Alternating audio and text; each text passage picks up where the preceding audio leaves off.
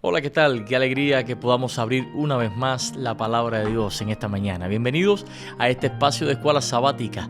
Gracias por acompañarnos. Yo te pido que si este estudio está siendo de bendición para tu vida, de crecimiento, para tu experiencia espiritual, bueno, pues te invito a que si no lo has hecho, te suscribas a nuestro canal de YouTube. Y además también de compartir este video y dejar un me gusta para que muchas más personas puedan estudiar también la palabra de Dios, la Biblia, las Escrituras, junto con nosotros. Recuerde, aquí no estamos haciendo un resumen, un repaso general de la lección, sino que estamos estudiando juntos, usted y yo, la lección de cada día, día por día.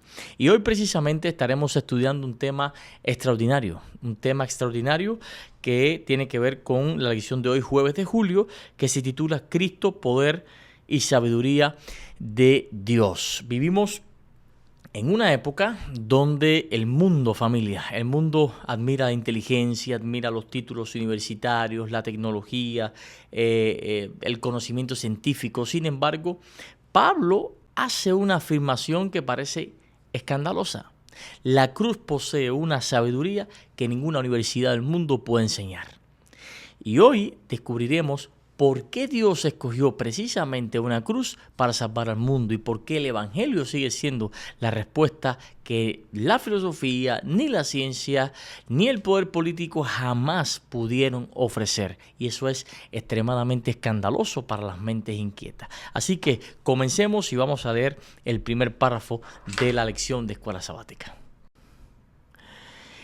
En 1 Corintios 1, 19, 20, 30 y 31, Pablo habla de cómo la sabiduría de Dios y la sabiduría humana son increíblemente diferentes y por lo tanto mutuamente excluyentes.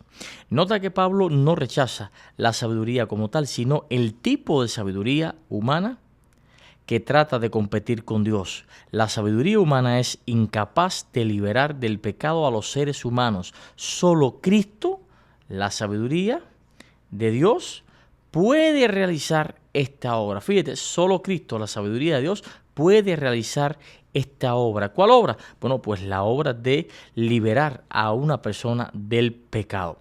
Ahora, observa, dice acá el autor de la lección, observa la tabla que aparece a continuación. Familia, notamos algo, y es que muchas personas piensan que el cristianismo está en contra del conocimiento.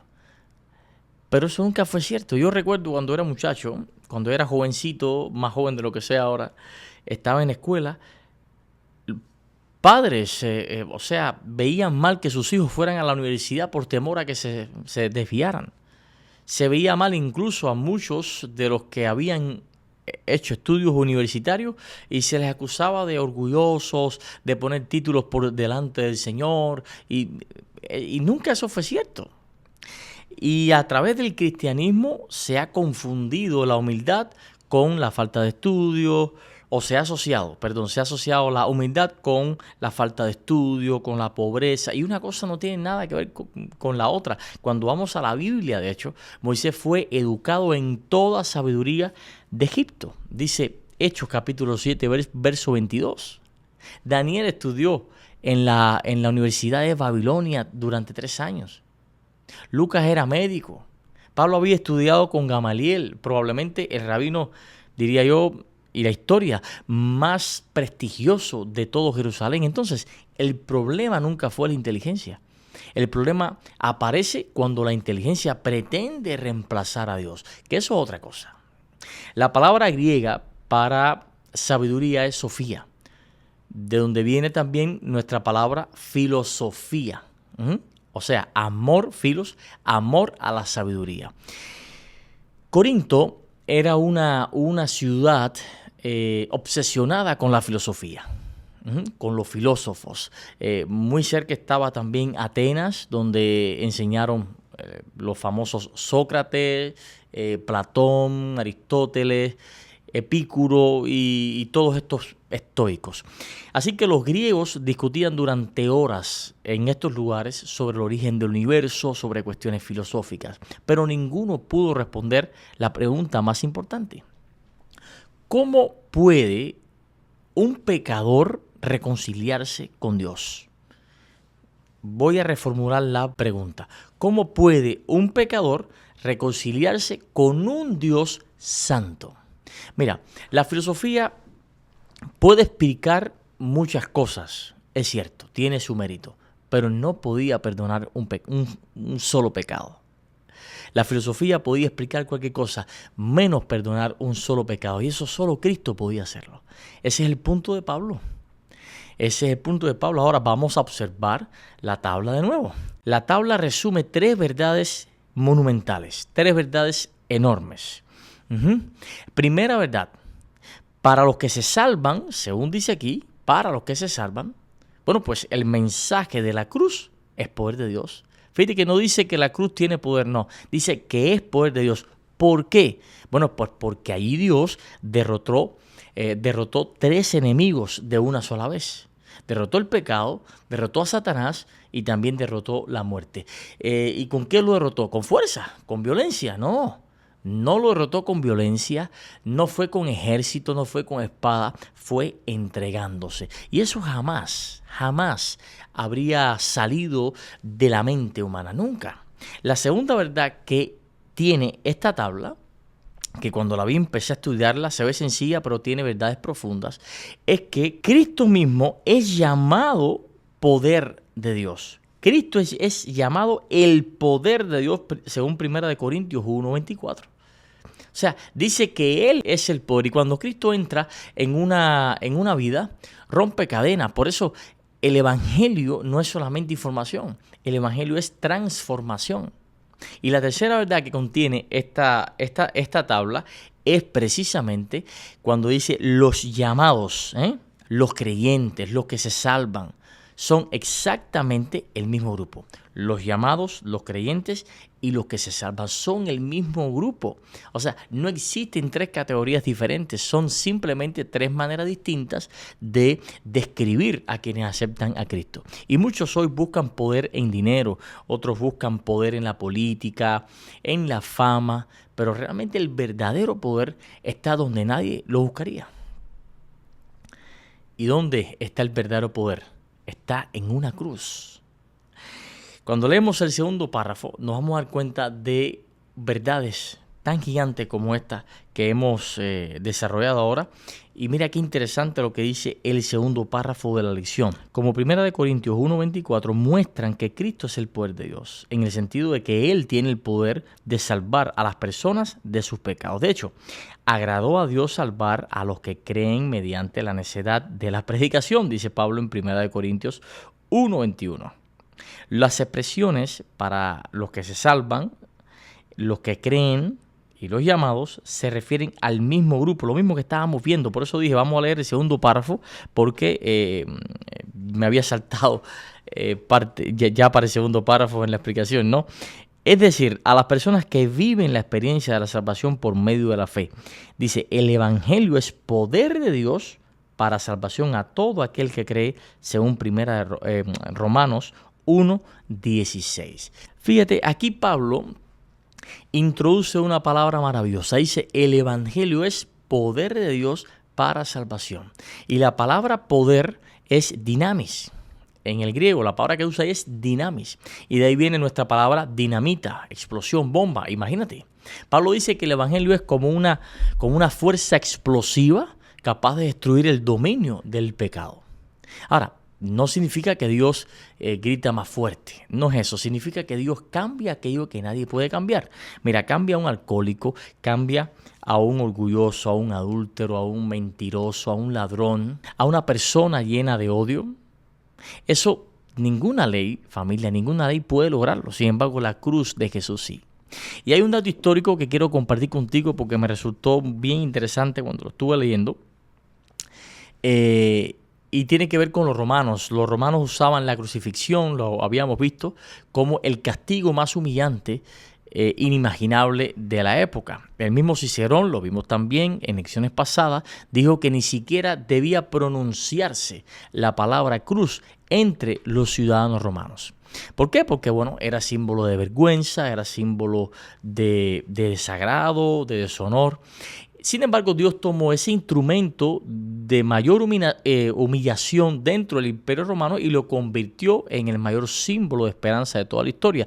Solo Dios podía hacer algo así. Solo Dios podía hacer algo así. ¿Por qué? Porque Cristo no solo es el poder de Dios, dice el tercer párrafo de la lección, sino también es la sabiduría de Dios. Mira, vamos a leerlo. Mira, dice, Cristo no solo es el poder de Dios, sino también la sabiduría de Dios. Esto significa que a través de él, Dios se enfrentó y resolvió el problema del pecado, un problema que la sabiduría humana era incapaz de resolver. La sabiduría de este mundo es incapaz de hacer que las personas conozcan a Dios. Por el contrario, a través de Cristo nos hacemos sabios para salvación. Aquí Pablo cambia del poder. Pablo cambia del poder a la sabiduría, porque dice, Cristo no solo es poder, sino también la sabiduría. O sea, cambia del poder a la sabiduría. Y dice algo extraordinario. La humanidad lleva miles de años intentando resolver el problema del pecado. Mira, los egipcios tenían rituales. Los griegos tenían filosofía. Los judíos tenían ceremonias, pudiéramos decir, pero ninguna de esas cosas podía cambiar el corazón de nadie. Entonces Dios hizo algo que nadie esperaba. No envió simplemente un maestro, no envió un filósofo, no envió un general, no, envió un salvador, alguien que salve. Porque el problema del hombre no era intelectual, no era de poderío, el problema del hombre era espiritual. Y hay un detalle fascinante en todo esto. En toda la antigüedad existían sacrificios. Los egipcios tenían sacrificios, los cananeos también tenían sacrificios, los babilonios sacrificaban, pero existe una diferencia enorme y bien marcada. En todas esas religiones paganas, el hombre ofrecía sacrificios para obtener el favor de Dios, ofrecía sacrificio para convencer a su Dios. Pero en el cristianismo sucede exactamente al revés. Es Dios quien entrega el sacrificio para convencernos a nosotros de la salvación, para llamarnos a nosotros a salvación, para poder salvar al hombre. Y eso cambia completamente la historia de todas las religiones. Cuando yo leo 1 Corintios capítulo 1, verso 24, y se los voy a leer porque descubro cosas aquí extremadamente lindas. 1 Corintios capítulo 1, verso 24, veo cosas interesantísimas y quiero compartirlas contigo. Mira, dice, pero para los llamados, así judíos como griegos, Cristo es el poder de Dios y la sabiduría de Dios, porque la insensatez de Dios es más sabio que los hombres y lo débil de Dios es más fuerte que los hombres. Hermanos, piensen lo que eran cuando fueron llamados. No eran muchos sabios según la carne, ni muchos poderosos, ni muchos nobles. Antes lo necio del mundo eligió Dios para avergonzar a los sabios. Lo débil del mundo eligió Dios para avergonzar a los fuertes. Y sigue diciendo en el 28. Y lo vil del mundo y lo menospreciado eligió Dios y lo que no es para deshacer lo que es, para que nadie se jacte en su presencia. No tenemos nada de qué gloriarnos. Absolutamente nada. Y antes de decirte lo que pienso de esto, quiero invitarte a leer el último párrafo de la lección porque tiene mucho, se abraza mucho con este texto. Es necesario detenerse en los términos insensato y débil.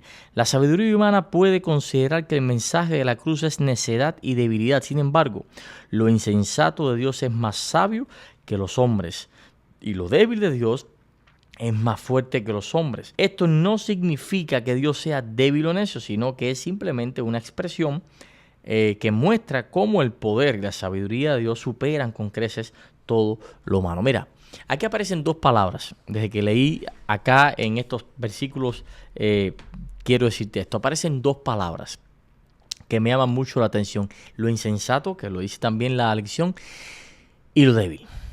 Te repito lo que dice aquí. Pablo, por favor, Pablo no está diciendo que Dios sea débil o que Dios tenga debilidades, sino que está usando una figura literaria muy conocida en el mundo griego. Es como si dijera, por ejemplo, aún aquello que ustedes llaman débil en Dios es infinitamente superior a todo lo fuerte del hombre. ¿Por qué lo dice? Porque la cruz parecía una derrota. pero era la victoria más grande de todo el universo. Cristo parecía vencido, pero estaba venciendo.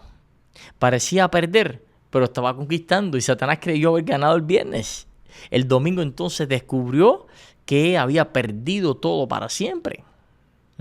Y un dato impresionante, me gusta mucho la historia y la arqueología, y en la arqueología se encontró un grafiti, se encontró un grafiti romano de por allá del siglo II, conocido como el grafiti de Alexámenos. ¿Qué muestra el grafiti de Alexámenos? Muestra a un hombre adorando a un crucificado con cabeza de burro. Y dice abajo, Alexámenos adora a su Dios. Eso era una burla contra los cristianos. Una burla. Para el mundo antiguo, esto resultaba totalmente absurdo, adorar a un crucificado. No tenía razón de ser. Y precisamente eso confirma lo que Pablo escribió décadas antes. Para unos era locura, pero para otros era, ¿qué vimos aquí en la tabla? Salvación. Piensen lo que eran cuando fueron llamados. No eran muchos sabios según la carne, ni muchos poderosos, ni muchos nobles. Primera de Corintios 1:26. Ahora dice, ¿qué mensaje hay aquí para nosotros? Dios nunca ha buscado a los más impresionantes. Mira, no escogió a Moisés cuando se sentía capaz, en la plena juventud. No, lo llamó cuando ya tenía 80 años, cuando era un anciano cansado. No llamó a Pedro porque fuese perfecto, no, lo llamó siendo impulsivo y aún después de haberlo traicionado, de haberlo negado. No escogió a David por ser el mayor, el más fuerte, el más capaz, no, era el menor de su casa y el más insignificante posiblemente. A Pablo no lo escogió porque fuese humilde, no, lo llamó cuando perseguía a cristianos. Ahora, ¿por qué Dios hace estas cosas? Precisamente porque Dios, cuando usa a personas aparentemente débiles, nadie puede quedarse con la gloria, nadie, porque toda la gloria es de Él. Y hoy quizás tú pienses, bueno, yo no soy suficiente, yo no estoy enteramente preparado. Quizás piense, bueno, yo no soy suficientemente capacitado, no estoy suficientemente capacitado para desarrollar esto. Que no eres suficiente, que no eres inteligente, que otros tienen más talento que tú. Mira, recuerda esto. Dios no llama a los capacitados. Dios capacita a los llamados. Y la cruz de Jesús nos recuerda que el poder de Dios se perfecciona, dice Pablo, en nuestra debilidad. Así que no pongas tu confianza en tus capacidades, sino ponla en Cristo. Él sigue siendo el poder de Dios, pero también sigue siendo la sabiduría de Dios. La sabiduría de Dios. ¿Y para qué? Bueno, pues para guiarnos por el camino de la salvación, para dar pasos firmes y pasos correctos. Hermano mío, hermana mía, que Dios te bendiga muchísimo. Hasta aquí no el resumen, sino el repaso real, sustancioso de la lección de escuela sabática. Que el Señor te bendiga muchísimo. Antes de terminar, quiero hacer una oración. Padre amante que estás en el cielo, gracias por este momento de estudio. Gracias porque por medio de la cruz somos más que vencedores, pero no solamente más que vencedores, sino somos más de lo que nosotros mismos llevamos a imaginar alguna vez.